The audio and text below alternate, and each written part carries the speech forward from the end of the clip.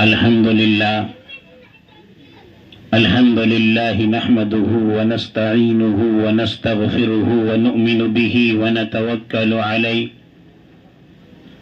ونعوذ بالله من شرور أنفسنا ومن سيئات أعمالنا من يهده الله فلا مضل له ومن يضلله فلا هادي له ونشهد أن لا إله إلا الله وحده لا شريك له ونشهد أن سيدنا وحبيبنا وشفيعنا ومولانا محمدا عبده ورسوله وصلى الله عليه وعلى آله وأصحابه وأزواجه وذرياته وسلم تسليما كثيرا كثيرا. أما بعد فأعوذ بالله من الشيطان الرجيم. بسم الله الرحمن الرحيم. وما أرسلناك إلا رحمة للعالمين. صدق الله العلي العظيم وصدق رسوله النبي الكريم. على ذلك من الشاهدين والشاكرين والحمد لله رب العالمين. نہ ملتی ذلتیں ہرگز اگر ہم باخدا ہوتے، نہ ملتی ذلتیں ہرگز اگر ہم باخدا ہوتے، بدل جاتی یہ تقدیریں اگر ہم محمد پر فدا ہوتے. محترم عزیزوں، بزرگوں، دوستوں اور پردہ نشین خواتین،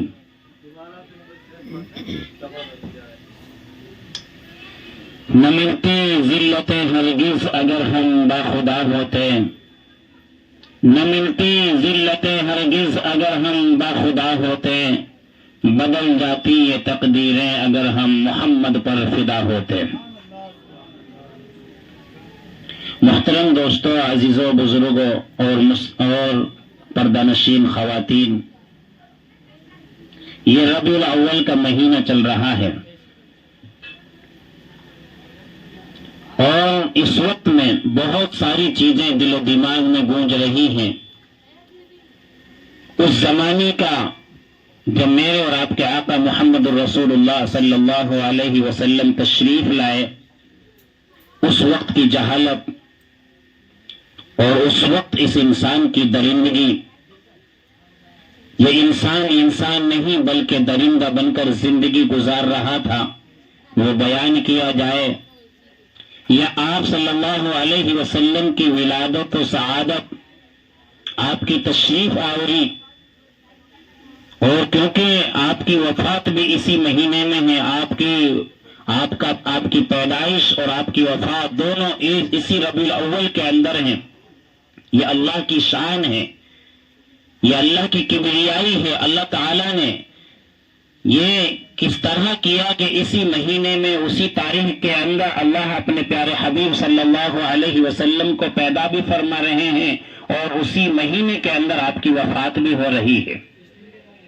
اتفاق سے ایسا ہوتا نہیں ہے، لیکن دوستو، عزیز و بزرگوں، اللہ جانتے تھے کہ میرے بندے اس کو کس طرح کریں گے، اس لیے اللہ نے پیدائش بھی اسی مہینے کے اندر فرمائی اور آپ کی وفات بھی اسی مہینے کے اندر فرمائی کہ اگر امت محمدیہ کے لوگ اس مہینے کے اندر آپ کی پیدائش کا جشن منائیں گے تو انہیں آپ کی وفات کا غم خوشی منانے سے روک دے گا، اور اگر اس مہینے کے اندر وفات کا غم کریں گے تو آپ کی پیدائش کی خوشی اس چیز سے انہیں روک دے گی کہ اللہ کے نبی صلی اللہ علیہ وسلم کی پیدائش کی خوشی بھی زبردست ہے.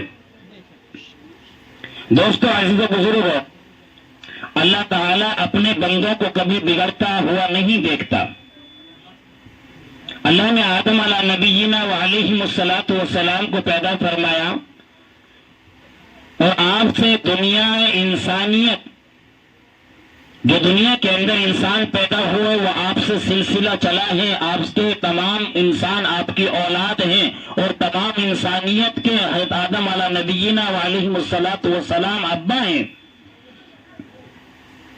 آپ کے بعد جب بھی دنیا کے اندر انسانیت میں بگاڑ آیا ہے اور انسانوں نے اللہ کی وحدانیت کو چھوڑ کر، اللہ کی ذات کو چھوڑ کر اللہ کے غیر کی طرف قدم بڑھائے ہیں تو اللہ تعالیٰ نے اپنے مخصوص بندوں کو انبیاء علیہم الصلاۃ والسلام کو مبعوث فرمایا. ہر موڑ پر، ہر موقع پر، ہر بگاڑ کے وقت میں اللہ نے اپنے مخصوص بندوں کو نبی بنا کر بھیجا، اور ان نبیوں نے لوگوں کو اللہ کی طرف بلایا اور اللہ کی وحدانیت سمجھائی، اللہ کی قدرت اور اللہ کی بڑائی کے نعرے لگائے اور لوگ اللہ کی طرف آئے. اور دوستو اے بزرگوں، محنت ہوتی رہی تو لوگوں کے اندر اللہ کا دین زندہ رہا. جب نبی چلا جاتا تو نبی والی محنت بند ہو جاتی، اور محنت بند ہونے کی وجہ سے لوگوں کے اندر آہستہ آہستہ بگاڑ آ جاتا، لوگ جہالت میں پھنس جاتے، لوگ اپنے بنانے والے رب کو بھول جاتے، اللہ کی شریعت اور قانون کو بھول جاتے، وہ اللہ کے قانون کے خلاف زندگی گزارنے لگتے. جب لوگوں کے اندر فساد آ جاتا تو پھر اللہ اپنے کسی نبی کو دنیا میں مبعوث فرماتے، وہ نبی اللہ کے بندوں کو اللہ کی طرف بلاتے، اور پھر دنیا کے اندر دینداری کا ایک ماحول پیدا ہوتا. یہ سلسلہ اسی طریقے سے چلتا رہا اور نبی آتے رہے. لوگ، نبی جب چلا جاتا بگاڑ آتا، پھر نبی آتا. تو دوستو اے بزرگوں، حضرت عیسیٰ علی نبینا وعلیہم الصلاۃ والسلام سے لے کر اور میرے اور آپ کے آقا محمد رسول اللہ صلی اللہ علیہ وسلم کی تشریف آوری میں تقریباً 600 سال کا وقفہ گزرا ہے. اس وقفے کے اندر جو دنیا کے اندر بگاڑ آیا، جو انسانیت کے اندر بگاڑ آیا، علماء لکھتے ہیں، مورخین نے لکھا ہے کہ اتنا زبردست بگاڑ آ چکا تھا کہ دوستو اے بزرگوں، مکے کے لوگوں میں اگر ذرا سی بات پر جھگڑا چھڑ جاتا تو کئی سو سال وہ جھگڑا چلتا رہتا. ایک واقعہ لکھا ہے کہ کسی کی ایک اونٹنی کسی کے کھیت میں چلی گئی، کیونکہ جانور ہے چلا جاتا ہے. تو ایسے لوگ، درندے لوگ تھے اس زمانے میں، تو اس اونٹنیوں کو اپنے کھیت میں جانے کی وجہ سے اونٹنی کے تھن کاٹ دیے، اور اس پر جو جنگ چلی ہے 63 سال مسلسل ان لوگوں میں جنگ چلی ہے. 63 سال تک جنگ رکنے کا نام نہیں لیتی. مورخین نے لکھا ہے کہ اس زمانے میں لوگ بیت اللہ کے سامنے کھڑے ہو کر اس بات کا نعرہ لگاتے تھے کہ میں پورے مکے کے اندر بڑا عزت والا ہوں، بڑی اونچی شخصیت والا ہوں، بڑا اونچا مقام والا ہوں، اس لیے کہ میرے باپ کے ہزاروں عورتوں سے ناجائز تعلقات ہیں. گناہ کرنا ایک فخر سمجھتے تھے. وہ زمانہ وہ ظاہریت کا زمانہ تھا کہ اس زمانے کے اندر لوگ اپنے بدن سے، اپنے خون سے پیدا ہونے والی بچیوں کو زندہ اپنے ہاتھوں سے زمین میں دفن کر رہے تھے. اللہ کے قیامت کے دن پوچھے گا، لوگوں ان بچیوں کا قصور بتائیے، ان کی غلطیاں بتائیے، ان کا کیا قصور تھا؟ ان معصوموں کو تم نے اپنے ہاتھوں سے زمین میں دفن کیا ہے. دوستو وہ زمانہ جاہلیت ایسا زمانہ تھا کہ لوگ بیت اللہ کا، اللہ کا وہ گھر جس گھر کے طواف کے لیے لوگ دنیا کے کونے کونے سے جاتے ہیں، لوگ اس وقت میں، اس زمانے میں جب میرے اور آپ کے آقا محمد رسول اللہ صلی اللہ علیہ وسلم تشریف نہیں لائے تھے، اس وقت میں لوگ اس بیت اللہ کا ننگے طواف کرتے تھے. شرم و حیا ختم ہو چکی تھی، حیا کا کوئی نام و نشان نہیں تھا. ایسی بے حیائی عام ہو گئی تھی، زنا عام تھا، شراب عام تھی. اس طرح کی بے حیائی کے موقع پر اللہ نے اپنے پیارے حبیب صلی اللہ علیہ وسلم کی ولادت کو فرمایا. اور دوستو عزیز و بزرگوں، آپ کی تشریف آوری کیسی تشریف آوری ہے.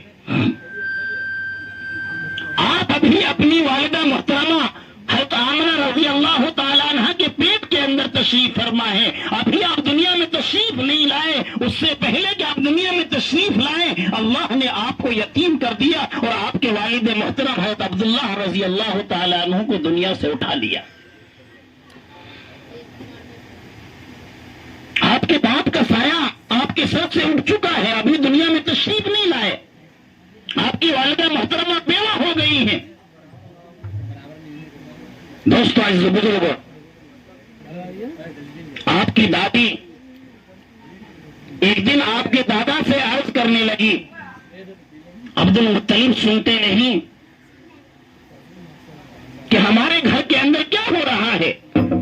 ہم مکے کے چودھری ہیں، بڑی شخصیت ہیں، آپ کعبہ کے متولی ہیں، آپ کی مکے کے اندر ایک شان و شوکت ہے، ایک رعب و دبدبہ ہے، لوگ آپ کو عزت کی نظر سے دیکھتے ہیں، لیکن ہماری یہ بیوہ بہو بیوہ بھی ہے اور یہ پتہ نہیں کون سی خوشبو استعمال کرتی ہے، لوگ چرچا کرتے ہیں، ہمیں بڑی شرم و حیا آتی ہے کہ لوگ کیا کہہ رہے ہیں کہ ہماری بیوہ بہو ایسی خوشبو استعمال کرتی ہے کہ بیوہ ہونے کے باوجود اسے خوشبو استعمال کرنے کی کیا ضرورت پڑی ہے۔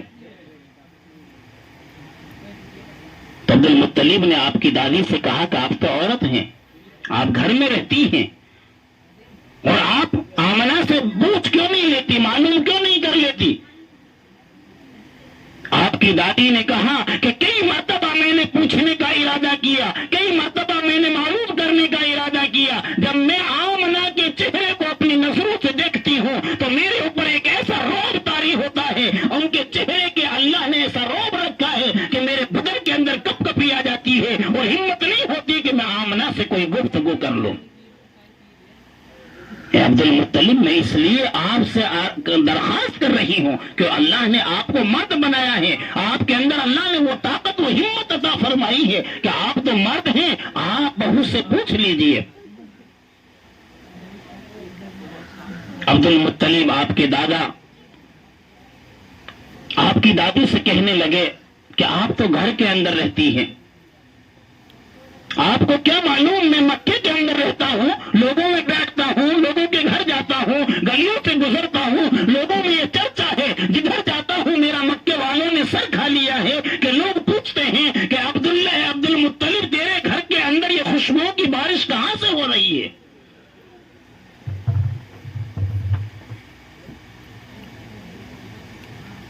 آپ کی دادی کہنے لگی کہ عبد المطلب بات سچ ہے، یہ خوشبو صرف آمنہ کے بدن سے نہیں آتی بلکہ جس گلی سے آمنہ گزر جاتی ہے اس گلی سے خوشبو آتی ہے، جس بیڑے میں آپ بیٹھ جاتی ہیں وہاں سے خوشبو آتی ہے، آپ جس باتھ روم اور لیٹرین میں چلی جاتی ہیں وہاں سے خوشبو آتی ہے، جہاں آپ تھوک دیتی ہیں وہاں سے خوشبو آتی ہے۔ عبد المطلب کہنے لگا آپ کی دادی سے کہ اس خوشبو سے تو میں بھی محسوس کرتا ہوں کہ عام خوشبو نہیں ہے، یہ عرب ممالک کی خوشبو نہیں ہے، نہ یہ ایران کی خوشبو ہے، نہ کسی نہ مصر کی خوشبو ہے، یہاں تک عرب کے کسی ممالک کی خوشبو نہیں بلکہ یہ کوئی خاص خوشبو ہے۔ تو جب زیادہ چرچا ہونے لگا تو عبد المطلب نے ایک دن ہمت کر اپنے گھر کے اندر آواز دی آمنہ کو، اے آمنہ بیٹی ادھر تشریف لاؤ۔ آپ کی والدہ محترمہ تشریف لائی، جی ابا حضور میں حاضر ہوں۔ آپ کے دادا نے کہا کہ اے بیٹی آمنہ، پورے مکہ میں چرچا ہو رہی ہے، آپ جانتی ہیں کہ میں مکہ کا سردار ہوں، میں بیت اللہ کا متولی ہوں، میرا ایک مکے کے اندر اونچا مقام ہے، ہمارا ایک خاندان کا اونچا مقام ہے۔ بیٹی مجھے بڑی حیا آ رہی ہے، میں مکے کے اندر کی خوشبو کی باتیں سن کر بور ہو چکا ہوں۔ اے بیٹی سچ بتاؤ، یہ خوشبو آپ کہاں سے استعمال کرتی ہو؟ آپ کو یہ خوشبو لا کر کون دیتا ہے؟ دوستو عزیز و بزرگوں، مورخین نے لکھا ہے کہ جب عبد المطلب نے آپ کی والدہ محترمہ سے سوال کیا تو آمنہ کے آنکھوں میں آنسو آ گئے اور آنسو ٹپ ٹپ ٹپکنے لگے اور یہ عرض کرنے لگی، اے ابا حضور آپ تو یہ خوشبو سونگتے ہیں، ابا جان آپ جانتے ہیں میں بازار نہیں جاتی، میں کسی خوشبو والے کی دکان نہیں جانتی، میں نے کبھی خوشبو استعمال نہیں کی، نہ مجھے خوشبو استعمال کرنے کا شوق ہے، نہ مجھے کسی نے خوشبو لا کر دی ہے۔ اے ابا جان اپنے پیٹ کی طرف اشارہ کر کے فرمایا، ابا جان نہ آپ نے خوشبو لا کر دی، نہ میں نے خوشبو خریدی، نہ میں خوشبو والے کی دکان جانتی ہوں، لیکن ابا جان مجھے ایسا لگتا ہے کہ اس آنے والے مہمان کی برکت ہے۔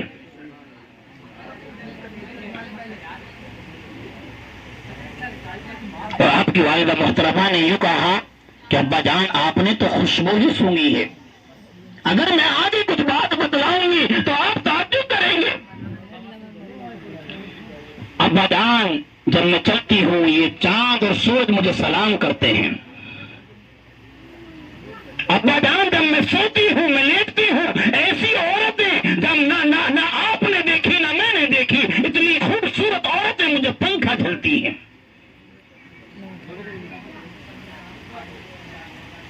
تو دوستو یہ بزرگوں ان برکات سے ان حالات سے عبد المطلب بھی سمجھ گئے کہ ہمارے گھر میں آنے والے مہمان کوئی بڑی شخصیت ہے. دوستو یہ بزرگوں عبد المطلب اور اس زمانے کے لوگ اس وقت سمجھ گئے اللہ کے نبی صلی اللہ علیہ وسلم کے اثرات کو دیکھ کر کہ اس گھر کے اندر کوئی بڑا مہمان اور اللہ کا کوئی خاص بندہ آنے والا ہے. لیکن دوستو ہم اور آپ آج تک اللہ کے نبی کی حدیثوں کو سن کر قرآن کریم کو سن کر آپ کے واقعات کو سن کر نہیں سمجھے کہ محمد رسول اللہ کا کیا مقام ہے. اگر سمجھ چاہتے تو دوستو ہم نبی کے دیوانے بن جاتے, ہر جگہ نبی کے امتی بن کر زندگی گزارتے, کسی موڑ پہ بھی ہم نبی کے باغی نہیں بنتے. آج ہم اپنی زندگیوں پر نظر ڈالیں کہ ہم بغاوت کے ساتھ زندگی گزارتے ہیں. جو نبی جس دین کو لے کر آئے, جو محمد رسول اللہ صلی اللہ علیہ وسلم جس شریعت اور قانون اور ضابطوں کو لے کر آئے, ہم غور کریں کیا ہمارا اس شریعت پر کس زندگی گزرتی ہے. 24 گھنٹوں میں سے کچھ وقت گزرتا ہے. ربیع الاول کا مہینہ آیا ہے, یہ ایسا مبارک مہینہ ہے, آپ کی ولادت ہو رہی ہے. آپ کی ولادت جب ہوئی دوستو عزیزو کیسر و کسریٰ کے محلات کے اندر زلزلہ آ گیا. آج ہمارے دلوں پر زلزلہ نہیں آتا. 12 ربیع الاول آتا ہے, ہمارے دلوں پر زلزلہ نہیں آتا. اللہ کے نبی صلی اللہ علیہ وسلم کی تشریف آوری ہوئی ہے تو کیسر و کسریٰ کے محلات, وہ محلات جو اس وقت کے بڑے محلات تھے, ان کے اندر زلزلہ آ گیا. ہونا تو یہ چاہیے تھا کہ جیسے ربیع الاول کا مہینہ آتا اور ربیع الاول کی 12 تاریخ آتی, ہم درود و پاک میں پڑھنے میں ایسے مصروف اور ایسے منہوک ہو جاتے کہ کسی کوئی بھی وقت اور کوئی بھی لمحہ ہمارا ایسا نہ گزرتا کہ ہم محمد رسول اللہ صلی اللہ علیہ وسلم پر درود کا نذرانہ نہ پیش کر رہے ہیں. لیکن ہماری غفلت کی زندگی ہے کہ ہم ایسے غافل ہیں کہ کبھی تنہائی میں بیٹھ کر 100 مرتبہ بھی نبی پر درود نہیں پڑھتے. یہ تو الگ بات ہے کہ اس وقت ایک ماحول ہے, ایک اجلاس ہو رہا ہے, ایک جشن عید میلاد النبی ہو رہی ہے, اس ماحول میں کوئی بھی درود پڑھ رہا ہے. لیکن غور آپ سچ بتلائیں کیا ہم نے اس مبارک مہینے کی شروعات پہلی تاریخ سے لے کر آج 11ویں تاریخ ہو چکی ہے, کیا کسی نے ہم میں سے کبھی اپنے گھر میں تنہائی میں بیٹھ کر 100-200 مرتبہ نبی پر درود پڑھا ہے؟ تو بتاؤ کہاں عاشق رسول ہیں ہم؟ دوستو عزیز و بزرگو, آپ دنیا کے اندر تشریف لائے. حضرت آمنہ رضی اللہ تعالی عنہ خود فرماتی ہیں کہ جب میرا یہ بچہ پیدا ہوا نہ مجھے کوئی درد ہوا نہ میری کوئی طبیعت خراب ہوئی. اس طرح اللہ نے اس بچے کی ولادت فرمائی کہ مجھے معلوم بھی نہ ہوا, نہ کوئی ناپاکی ہوئی. اور جس وقت میں حضرت محمد رسول اللہ صلی اللہ علیہ وسلم دنیا میں تشریف لائے, علماء لکھتے ہیں, مورخین نے لکھا ہے کہ آپ کے گھر کے اندر ایسی غربت تھی کہ چراغ جلانے کے لیے تیل نہیں تھا. لیکن میری ایک سوچ ہے, میرا یہ یقین ہے, میں یہ کہتا ہوں کہ دوستو کو تیل نہیں بلکہ جس گھر میں محمد رسول اللہ صلی اللہ علیہ وسلم تشریف لا رہے ہو, دونوں جہاں کے بادشاہ تشریف لا رہے ہو, وہاں چراغوں کی کیا ضرورت تھی. حضرت آمنہ رضی اللہ تعالیٰ عنہ خود کہتی ہیں کہ جب محمد رسول اللہ صلی اللہ علیہ وسلم کی تشریف آوری ہوئی میرا گھر ایسا روشن ہو گیا, میں نے اس روشنی سے یہاں مکے کے اندر سے میں نے کیسر و کسریٰ کے محلات کو دیکھ لیا. تو دوستو عزیز و بزرگو, آپ کی تشریف آوری ایسی بابرکت اور ایسی مبارک ہے, اور آپ جیسے تشریف لائے ہیں آپ نے فوراً اپنا سر سجدے میں رکھ دیا, اللہ کے سامنے رکھ دیا. جب آپ اپنی ماں کے پیٹ کے اندر ہیں, ایک واقعہ پیش آیا عبد المطلب کو. یمن کا بادشاہ مکے کے اندر چڑھائی کرتا ہے بیت اللہ کو ڈھانے کے لیے. عبد المطلب کے اونٹوں کو قید کر لیتا ہے. عبد المطلب اپنے اونٹوں کی مانگ کرتا ہے کہ میرے اونٹوں کو مجھے واپس کر دیا جائے. تو اس وقت بادشاہ اور اس کے سپاہی کہتے ہیں عبد المطلب آپ تو بیت اللہ کے متولی ہیں, آپ کو اپنے اونٹوں کی فکر پڑی ہے, آپ بیت اللہ کی حفاظت نہیں کرنا چاہتے. کہا کہ اونٹ میرا مال ہے, بیت اللہ کی حفاظت وہ کرے گا جس کا وہ گھر ہے, وہ بڑی قدرت والا ہے, وہ اس کی حفاظت کرے گا. دوستو آئیے بزرگوں, عبد المطلب کا اس وقت ابھی قرآن نہیں آیا, ابھی محمد رسول اللہ پیدا نہیں ہوئے ہیں, لیکن عبد المطلب کا اس وقت یقین تھا کہ جو ہمارے گھر میں تشریف لا رہا ہے, جو مہمان ہمارے گھر آ رہا ہے, یا اللہ کا کوئی خاص بندہ ہے. اس لیے اپنے اونٹوں کو لے کر آمنے سے کہا بیٹی چلو بیت اللہ کے اندر, اور بیت اللہ کے غلاف کو پکڑ کر دعا مانگی ہے, اے اللہ آج یمن کا بادشاہ تیرے گھر کو ڈہانے آ رہا ہے تو اس کی حفاظت کر لے. اللہ نے قسم کھا کر کہی, وہاں قسم ہے میرے نبی کے چہرے کی,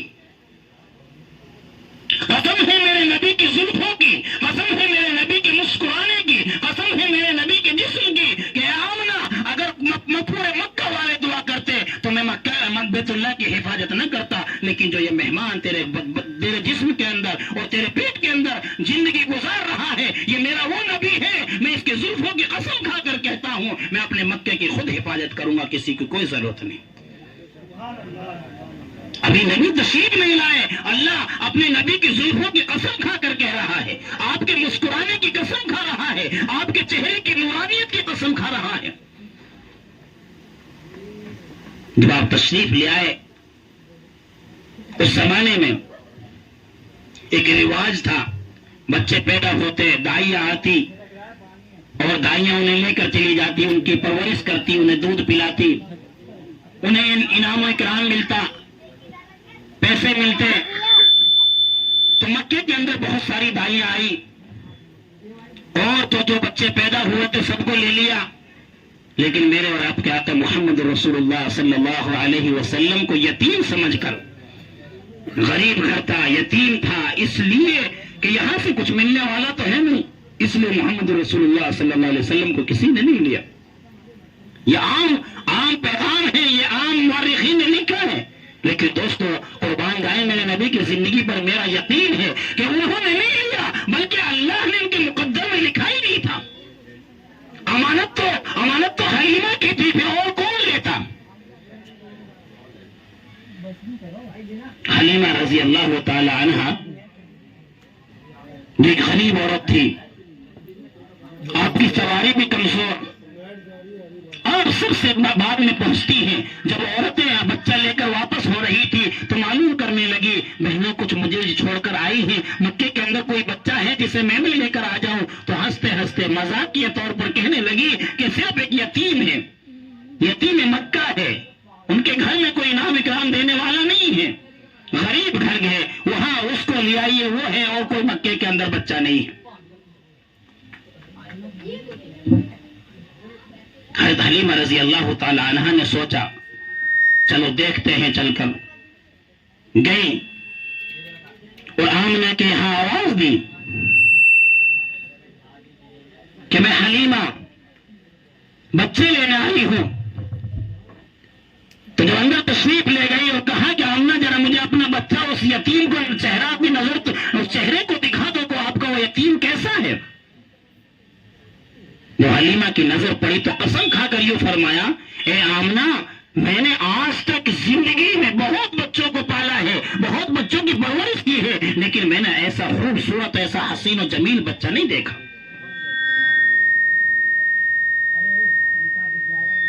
آمنہ نے کہا اے حلیمہ میں نے بھی بہت بچے دیکھے ہیں,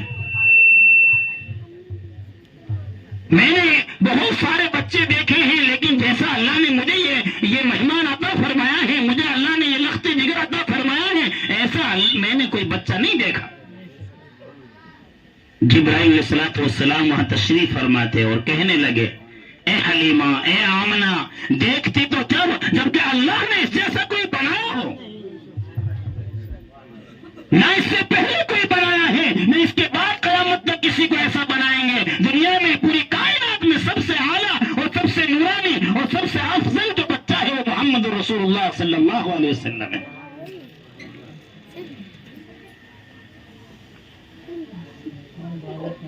حلیمہ نے درخواست کی آمنہ مجھے یہ بچہ دے دو. آمنہ نے کہا اے حلیمہ آپ اسے غریب سمجھ کر یتیم سمجھ کر یوں نہ سوچنا یہاں سے کچھ نہیں ملے گا. میری جتنی زیادہ سے زیادہ وسعت ہوگی اس سے زیادہ دینے کی کوشش کروں گی. میرے لختے جگر کو صحیح سے رکھنا.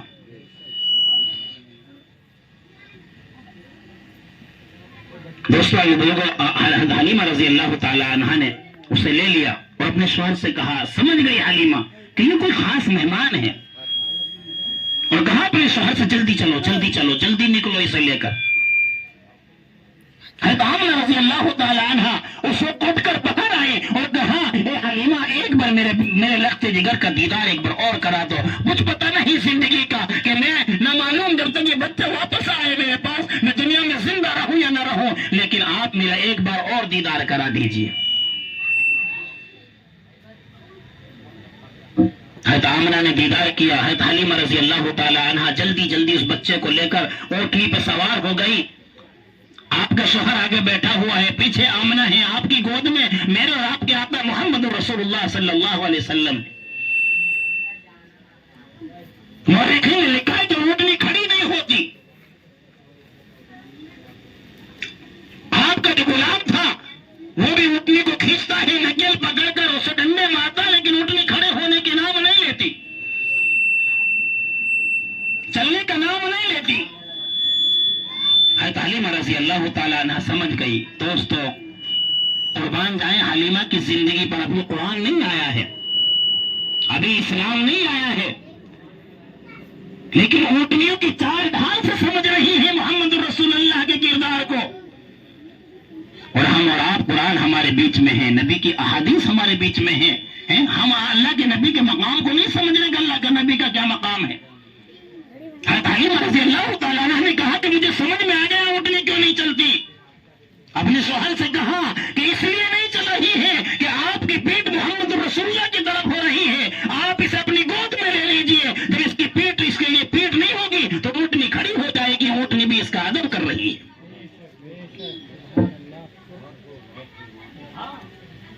آپ کے شوہر نے محمد رسول اللہ کو گود میں لیا, اونٹنی کھڑی ہو گئی اور ایسی چال سے چلنے لگی کہ جو کمزور اونٹنی تھی وہ اتنی تیزی سے چلنے لگی. جو آگے دائیں جا رہی تھی, جو حلیمہ وہاں آئی تھی اس وقت جو مکے سے نکل چکی تھی, اونٹنیاں اتنی تیزی سے چلی وہ اونٹنی ان کو پہنچ گئی. اور جب تیزی سے چل رہی تھی اور آپ کے پیروں سے دھول اڑ رہی تھی تو وہ لوگ کھڑے ہو گئے. پتہ نہیں کون سا قافلہ آ رہا ہے کہ دھول اڑتی آ رہی ہے.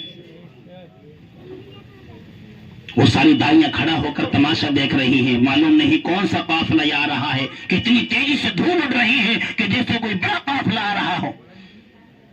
جب حلیمہ کی اونٹنی پہنچتی ہے تو وہ تعجب کرتی, حلیمہ آپ کی اونٹنی تو بڑی کمزور تھی, یہ دو سواریوں کو لے کر نہیں چل سکتی تھی, اور آپ اس بچے کو لے کر اس پر دونوں سوار ہیں, اتنی تیزی سے آ رہی ہے. حلیمہ نے رو کر اور محمد رسول اللہ کی طرف اشارہ کر کر کہا یہ تو اس مہمان کی برکت ہے. آپ محمد رسول اللہ صلی اللہ علیہ وسلم کو لے کر اپنے گھر پہنچتی ہیں اور گھر پہنچ کر اپنے شوہر سے کہا کہ آپ کے گھر میں ایک بکری تھی اور جس کے اندر بہت معمولی دودھ رہتا تھا. یہاں تک علماء نے لکھا ہے کہ آپ کا خود ایک بچہ, خود حلیمہ کا اپنا بچہ تھا, وہ اپنے بچے کو ہی اس سے پیٹ بھر کر دودھ نہیں پلا سکتی تھی. حلیمہ نے اپنے شوہر سے کہا جاؤ دیکھو بکری کے تھنوں میں کچھ دودھ ہو تو اس ننھے منھے اور اس پیارے سے بچے کو دودھ پلائیں, آپ کچھ دودھ کاٹ کے لے آؤ. ایک برتن دیا. حلیمہ کہتی ہے کہ میرے شوہر نے دودھ دھویا, وہ برتن بھر گیا اور کہا کہ دوسرا برتن لے کر آؤ, دوسرا برتن بھر گیا اور کہا کہ اور برتن لے کر آؤ. حلیمہ کہتی ہے کہ میرے گھر کے سارے برتن بھر گئے اور بکری کا دودھ کم نہیں ہوا. یہ میرے آقا کی برکت ہے, یہ میرے آقا کی برکت ہے. دوستو عزیز بزرگوں, آج بھی جو آقا کا ہو جائے گا اسے کوئی انگلی اٹھا کر تو اس کی طرف کوئی انگلی نہیں اٹھا سکتا. آپ دیوانے بن کر تو دیکھیں, جو محمد رسول اللہ کا ہو گیا آج تو ہمیں اپنے نبی کی سنتوں سے مخالفت ہو رہی ہے، سنتوں سے بغاوت ہو رہی ہے۔ لوگ سوچتے ہیں کہ داڑھی رکھیں گے تو لوگ ہمیں داڑھی کی وجہ سے کی نظر سے دیکھیں، نہیں، الشان کی نظر سے دیکھیں گے۔ کوئی سچا پکا عاشق رسول بن کر تو دیکھیں۔ اللہ عاشق رسول کا روب، عاشق رسول کے چہرے کا روب ایسا پار دے گا کہ وہ نظر اٹھا کر نہیں دیکھ سکتا۔ دوستو عزیز بزرگو، محمد رسول اللہ صلی اللہ علیہ وسلم بڑے ہوئے ہیں، آپ حلیمہ کی بکریوں کو چراتے ہیں، آپ بڑے ہو گئے، اور بڑے ہونے کے بعد آپ پر جب نبوت آئی، اللہ نے اپنے نبی کو نبوت دی، تو آپ نے اعلان کیا اپنے دین کا، جس دین کو اللہ نے اپنے نبی کو دے کر بھیجا ہے، اس شریعت کا اعلان کیا، اے لوگوں لا الہ الا اللہ پڑھو کامیاب ہو جاؤ گے۔ جب آپ نے اعلان کیا ہے تو پورے مشرکین مکہ، آپ کے رشتہ دار، آپ کے خاندان والے سب آپ کے مخالف ہو گئے، جبکہ اس سے پہلے تمام مکہ والے آپ کو امین کہتے ہیں، آپ کو سچا کہتے ہیں کہ محمد رسول اللہ جھوٹ نہیں بولتے، آپ سچے ہیں، امانت دار ہیں، لوگ اپنی امانتوں کو محمد رسول اللہ پر رکھتے ہیں۔ لیکن جہاں آپ نے دین کا اعلان کیا، جہاں آپ نے اسلام کا اعلان کیا، دین کی دعوت کی تھی اور اللہ کے بندوں کو اللہ کی طرف بلایا، لوگ آپ کے مخالف ہو گئے۔ دوستو حضرت ابوبکر صدیق رضی اللہ تعالی عنہ آپ کے بچپن کے دوست ہیں، اور ابوبکر صدیق رضی اللہ تعالی عنہ نے جب سنا کہ اللہ کے نبی صلی اللہ علیہ وسلم کہہ رہے ہیں کہ پوجا کے قابل صرف ایک ہی ذات ہے، سجدہ کرنے کے قابل صرف ایک ذات ہے، عبادت کے لائق صرف ایک ذات ہے، وہ ہے اللہ کی ذات۔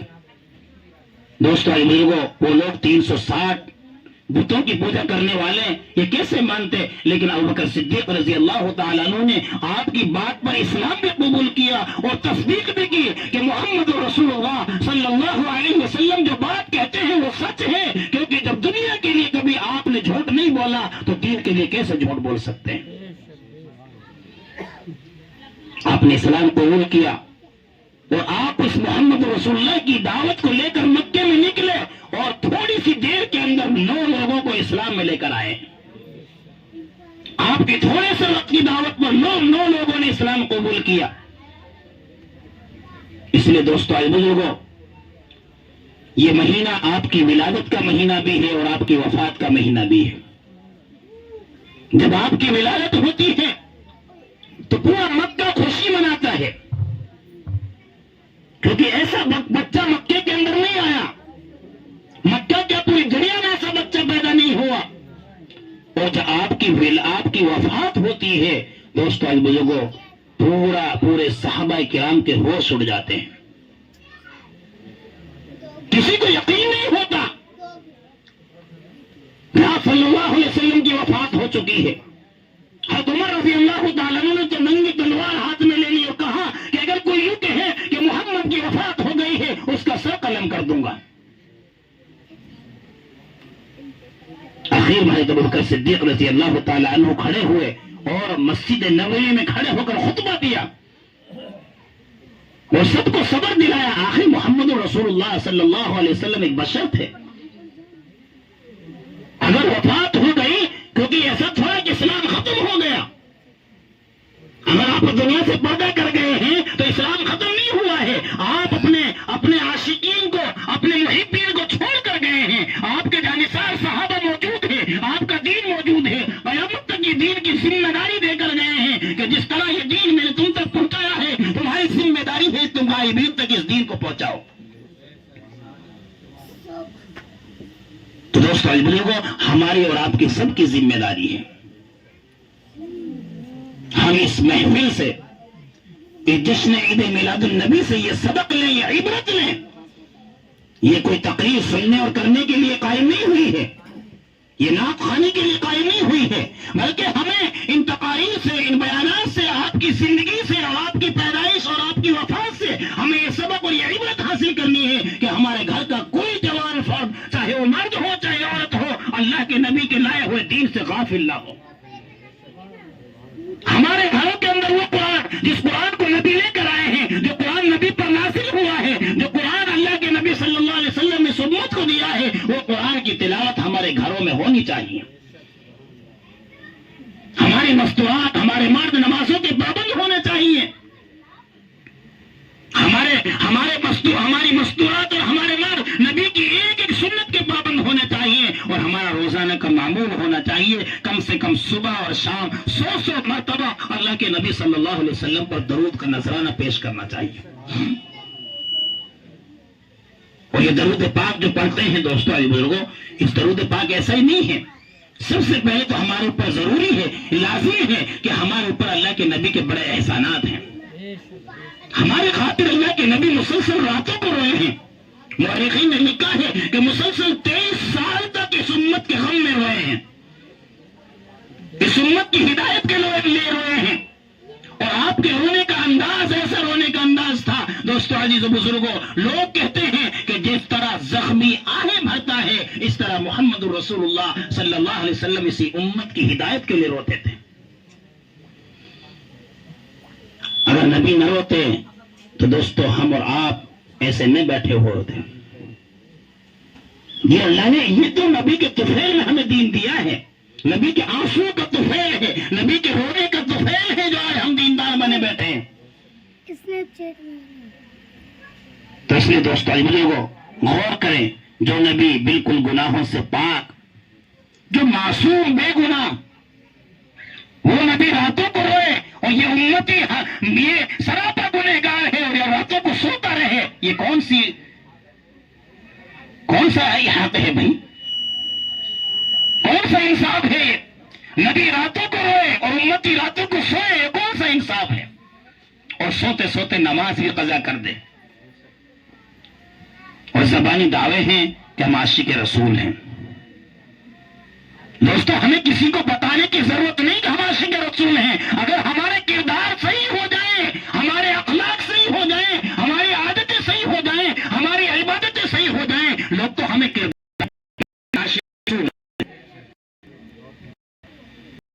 نعرے لگانے کی نہیں ہے، لوگ دور سے پہچانیں گے یہ محمد رسول اللہ کا دیوانہ آ رہا ہے۔ اس لیے ہمیں اللہ کے نبی کی سنتوں کا اہتمام کرنا ہے۔ آپ کی ایک ایک سنت علماء سے جان جان کر، پوچھ کر کہ یہ ہمارے کھانے کی کون سی سنتیں ہیں، زندگی گزارنے کی کون سی سنت۔ دوستو آئے بزرگوں، اللہ کے نبی صلی اللہ علیہ وسلم نے ہر موڑ کا دکھلایا ہے۔ گھر کیسے داخل ہو، اللہ کے نبی صلی اللہ علیہ وسلم میں ایک صحابی ہوتے ہیں اور آتے ہیں کہ یا رسول اللہ، میرے گھر کے اندر صرف میں اور میری والدہ ہیں، اور کوئی میرے گھر کے اندر نہیں رہتا، میں اپنی والدہ کا خادم ہوں، اپنی والدہ کا سارا کام میں کرتا ہوں، میری والدہ بیمار رہتی ہیں، کیا میں اپنے گھر کے اندر داخل ہوں تو اجازت لینے کی ضرورت ہے؟ اللہ کے نبی صلی اللہ علیہ وسلم نے فرمایا ہاں، بغیر اجازت کے آپ اندر داخل نہیں ہو سکتے۔ پھر اس صحابی نے کہا اللہ کے نبی گھر میں کوئی اور رہتا ہی نہیں، میری اماں تنہا رہتی ہے، میں ہی اس کی دوائیاں لاتا ہوں، میں ہی اس کے کھانے کا انتظام کرتا ہوں، پھر بھی مجھے اندر جانے کی اجازت لینے کی ضرورت ہے؟ اللہ کے نبی صلی اللہ علیہ وسلم کے چہرے پر غصہ کے آثار نظر آنے لگے اور غصے میں کہا کیا تو چاہتا ہے کہ تو اپنی والدہ کو برہنہ حالت میں دیکھے؟ کیا رسول اللہ نہیں چاہتا تو پھر بغیر اجازت کے اندر داخل نہیں ہو سکتا؟ کیا معلوم آپ کی والدہ کس حالت میں ہے؟ اس لیے آپ بغیر اجازت کے اندر داخل نہیں ہو سکتے۔ آج ہم اپنی زندگی کو دیکھیں کہ ہم بغیر اجازت کے دروازہ کھول کر اندر داخل ہیں۔ اللہ کے نبی صلی اللہ علیہ وسلم کا خود واقعہ لکھا ہے ایک مرتبہ کا۔ اللہ کے نبی صلی اللہ علیہ وسلم اور آپ کے ساتھ ایک صحابی ہے حضرت عمران رضی اللہ تعالی عنہ، اور آپ اپنی بیٹی کے گھر پہنچتے ہیں۔ حضرت فاطمہ الزہرا رضی اللہ تعالی عنہ کے گھر تشریف لے گئے ہیں، اور آپ نے اپنی بیٹی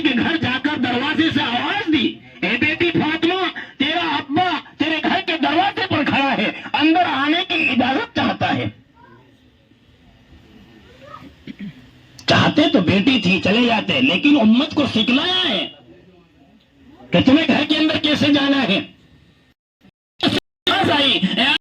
اندر آنے سے پہلے اپنی چادر مبارک اندر پھینک دو، پھر تشریف. دوستوں عزیز و بزرگوں، اللہ کے نبی صلی اللہ علیہ وسلم نے اپنی چادر اندر پھینک دی، پھر تشریف لے گئے. کیا دیکھتے ہیں کہ آپ کی لختی جگر، آپ کی نور نظر فاطمہ الزہرا رضی اللہ تعالی عنہا، جو آپ کی چہیتی بیٹی ہیں، آپ کی چادر میں چمٹ کر مصلی پہ بیٹھی ہیں.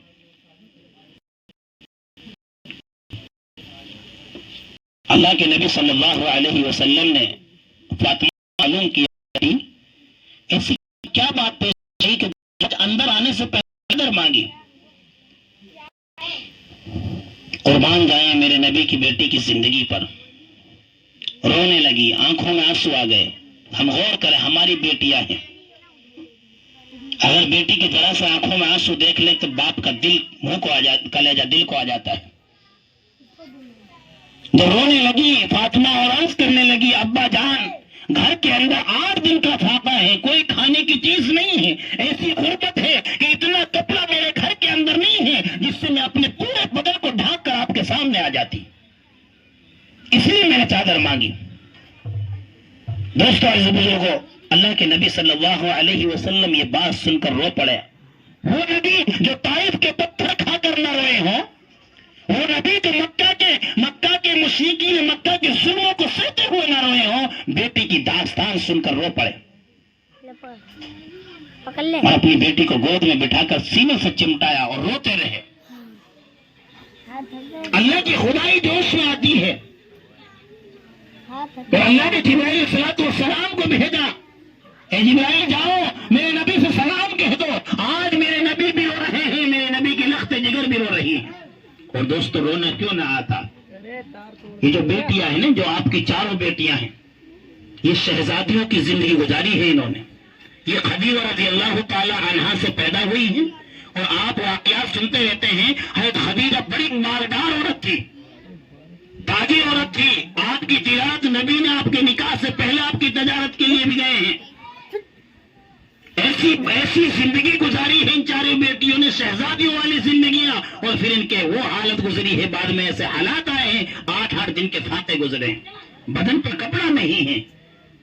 دوستو ابنوں کو اللہ کے نبی اپنی بیٹیوں سے یوں کہا کرتا تھا، اے بیٹی میرے سامنے نہ آیا کرو، جب میں تمہیں دیکھتا ہوں غربت کی حالت میں، مجھے تمہاری وہ شہزادی زندگی یاد آتی ہے اور مجھے رہا نہیں جاتا، میرے آنسو نکل پڑتے ہیں کہ میں نے اس وقت بھی تمہاری زندگی کو دیکھا تھا جب تم شہزادیوں کی طرح زندگی گزارتی تھی، کیونکہ مالدار ماں کی بیٹیاں ہیں.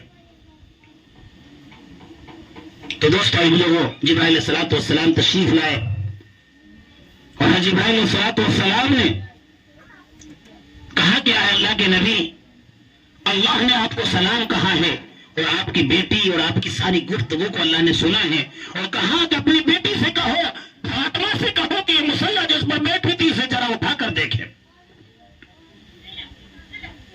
اللہ کے نبی صلی اللہ علیہ وسلم نے کہا کہ میرے لخت جگر، میری نور نظر فاطمہ الزہرا رضی اللہ تعالی عنہا، بیٹی اس مصلی کو اٹھاؤ. دیکھا کہ جس جگہ پر مصلی بچھا ہوا تھا اللہ نے وہ ساری زمین کو سونے کی بنا دیا، اور اللہ نے کہا، اللہ کے نبی صلی اللہ علیہ وسلم نے کہا، اے بیٹی جتنا جی چاہے اتنا سونا لے لے، جتنا جی چاہے اتنا سونا بھر لے اپنے گھر کے اندر، محلات بنا لے، ایش و عشرت کر لے، لیکن اے فاطمہ یاد رکھنا، اگر تو نے آخرت کے مقابلے میں دنیا کے ایش و عشرت کو اور دنیا کے آرام کو ترجیح دی تو اے بیٹی کل قیامت میں تیرا کوئی حصہ نہیں ہوگا. قربان جائیں فاطمہ کی زندگی پر. گھر کے اندر 8 دن کا فاقہ، کپڑے نہیں ہیں. ایسی حالت میں اگر آج ہماری آپ کی بیٹی ہوتی تو کہتی ابا تب قیامت آئے گی جب دیکھا جائے گا، بھوکا تو ہم مر رہے ہیں. لیکن قربان جائیں فاطمہ کی زندگی پر، آپ نے مصلی کو چھوڑ دیا اور کہا کہ ابا جان اگر اس سونا چاندی سے، اس مال سے میری آخرت بگڑتی ہے تو میں ایسے سونے پر تھوکنے کے لیے بھی تیار نہیں ہوں. میں یہی غربت کی زندگی پسند ہے، مجھے یہی تنگی کی زندگی پسند ہے. دوستو آئیے بزرگوں، میں ان مستورات سے جو پردے کے اندر بیٹھی ہوئی ہیں ان سے میں درخواست کرتا ہوں اور ان سے میں مخاطب ہوں. آج مرد کے کاروبار کو نہیں دیکھتی عورت، تنگی کو نہیں دیکھتی، اپنی خواہشات ظاہر کرتی ہے، تم یہ نہیں لاتے، تم یہ نہیں لاتے. فاطمہ کی زندگی کو دیکھو، جنہوں نے اپنے زندگی شہزادیوں کی طرح زندگی گزاری ہے، اور پھر حالات آئے تو ان حالات میں بھی زندگی گزاری ہے. اس لیے عورت کی زندگی گزارنے کا طریقہ سیکھیں کہ اپنے شوہر کے ساتھ کیسے زندگی گزارنی ہے.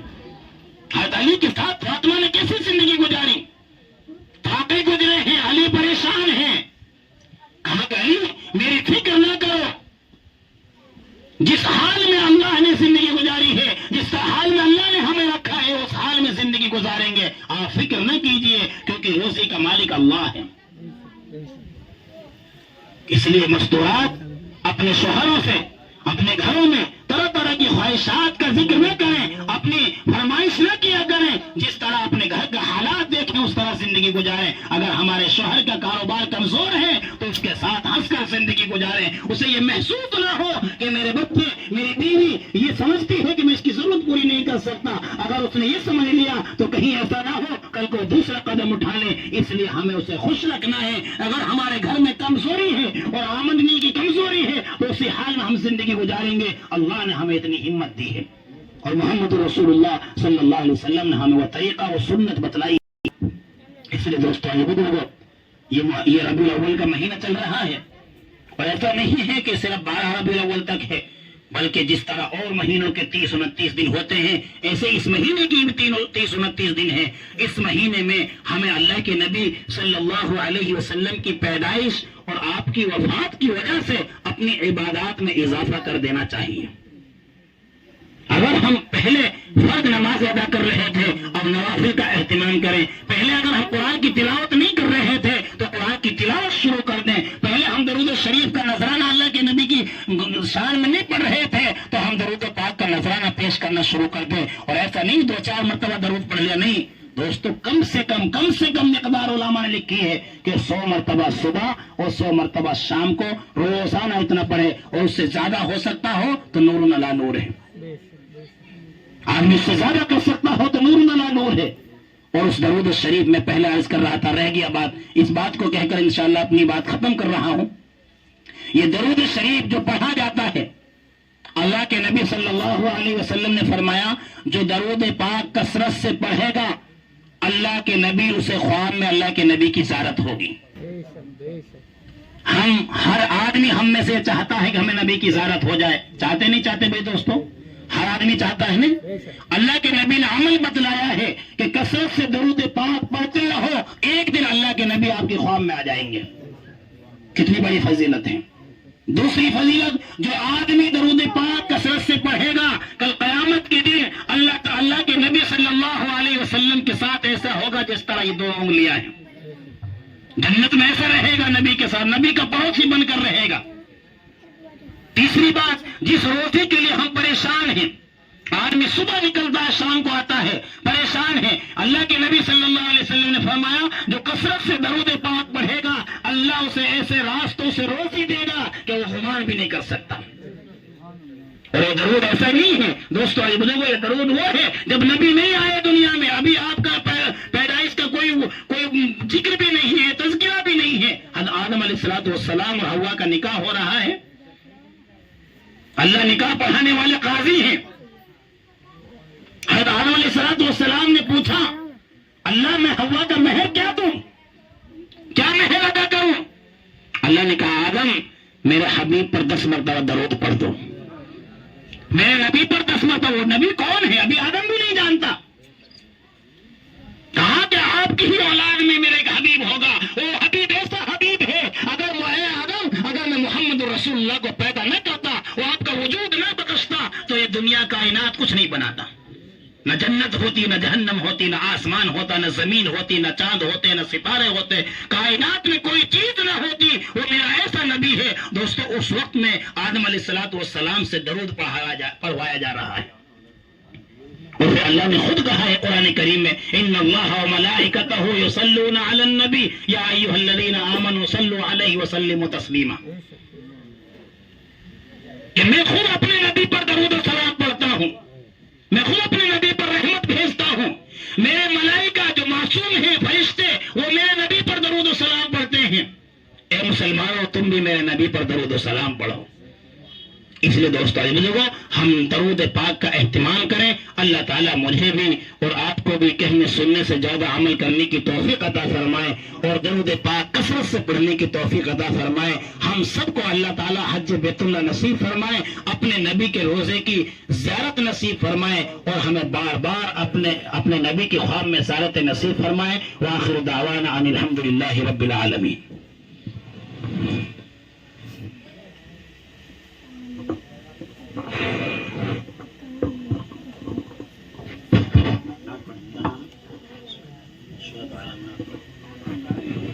کاٹ دو ویڈیو.